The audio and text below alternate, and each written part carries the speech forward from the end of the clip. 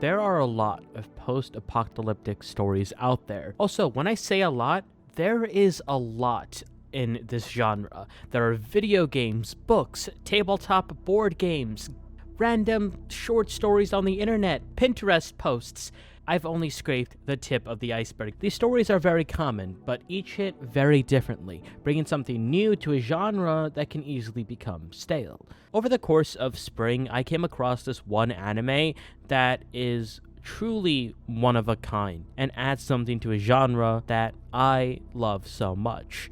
That being Heavenly Delusion. Honestly, I'm trying to get straight to the point, so let's talk about it. And our story starts off with an episode titled Heaven and Hell, which is, a bit on the nose. Set in a world following a catastrophic event which is named the Collapse, civilization struggles to survive amidst the lonely terrain.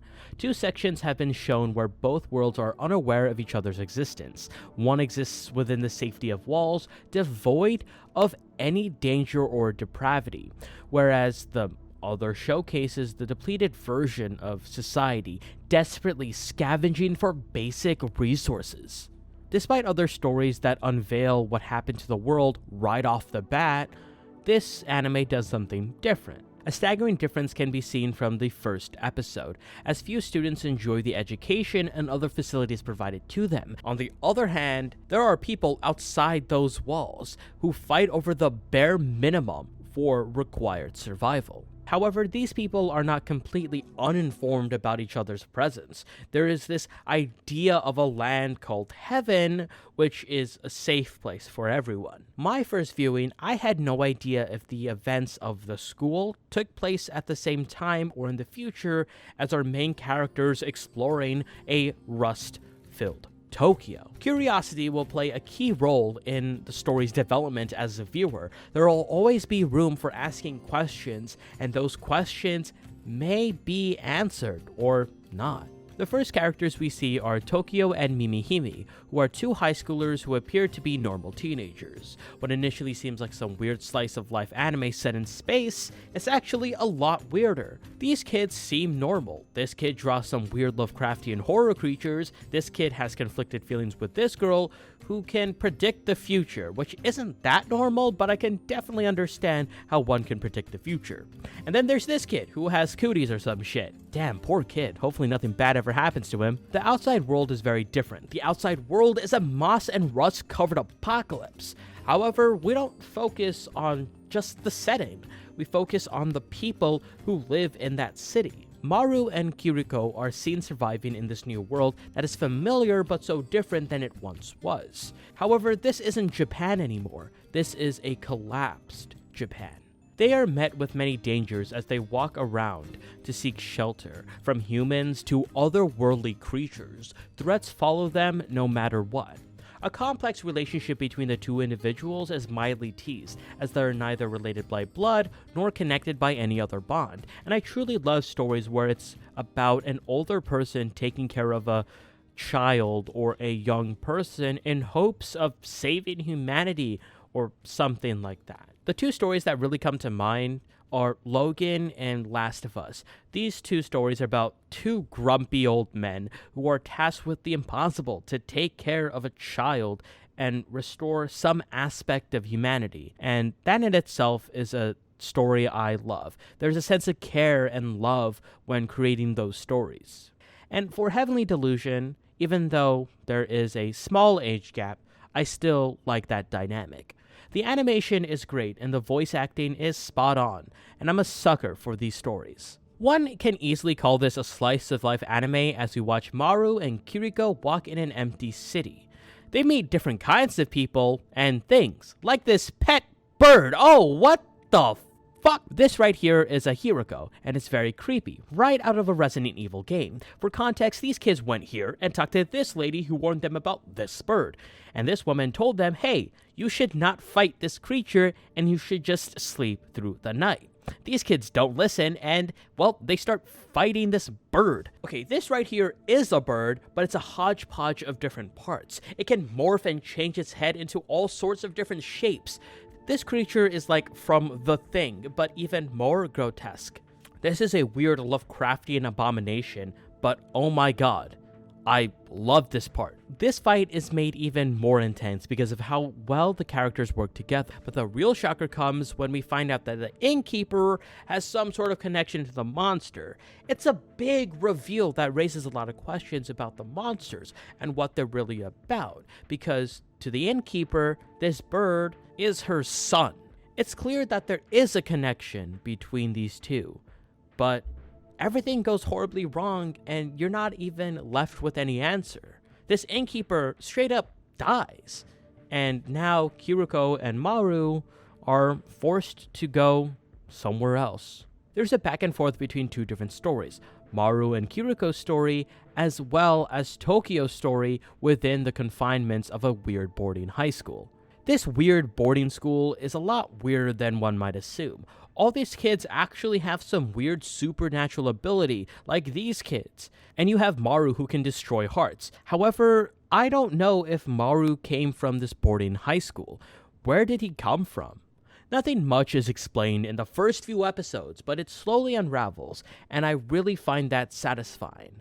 One of the most important episodes I've ever seen was when Kiriko revealed to Maru that he's actually a man, however, presents himself as a woman. Well, they point out that their brain is that of someone else's, but the brain was swapped. You see, when it comes to man-eating creatures, not all of them are considered body horror, because it's a specific subgenre that involves a certain level of emphasis on mutilation or alteration of the body.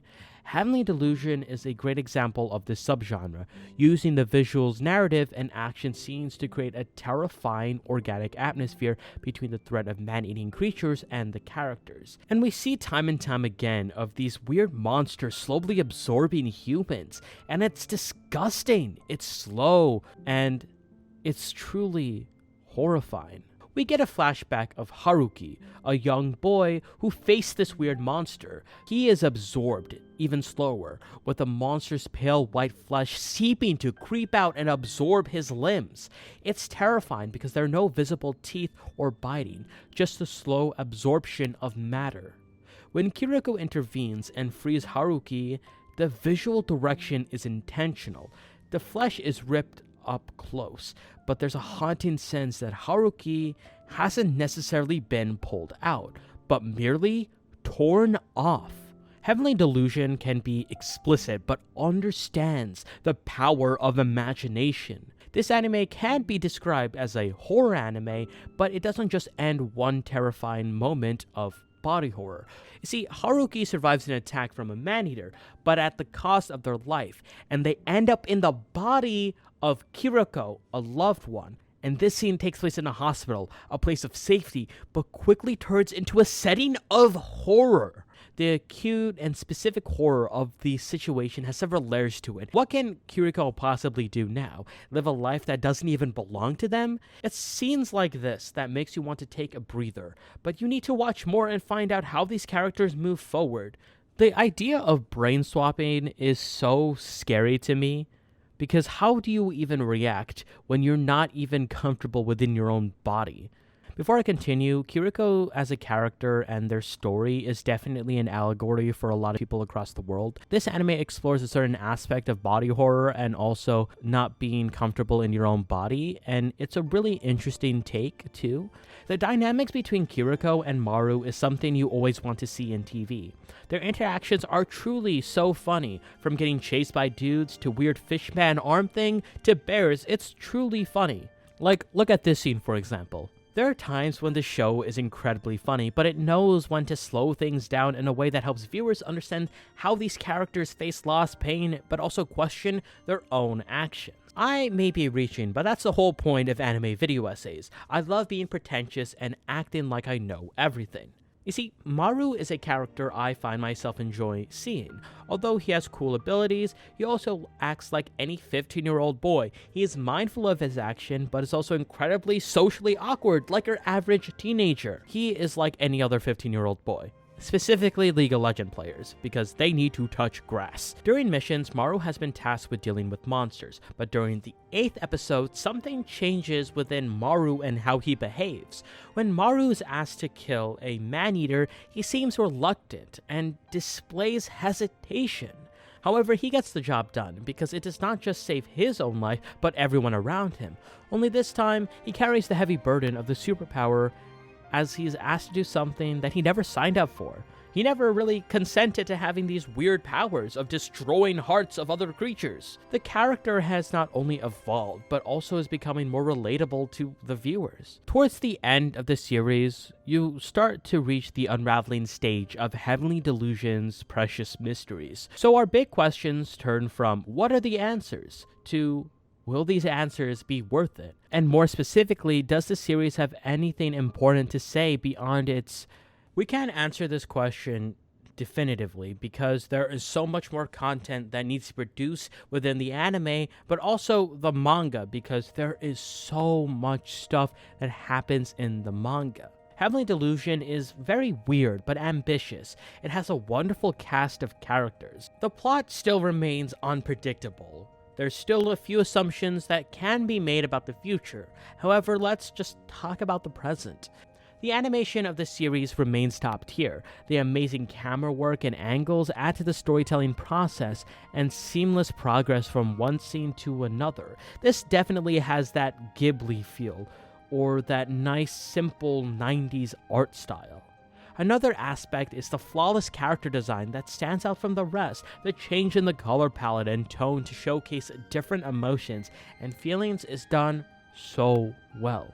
From start to end, there's not a single dull moment throughout the episodes. The plot of the episodes are hard-hitting and will leave the audience truly an emotional dilemma. This is an anime that I really want everyone to watch.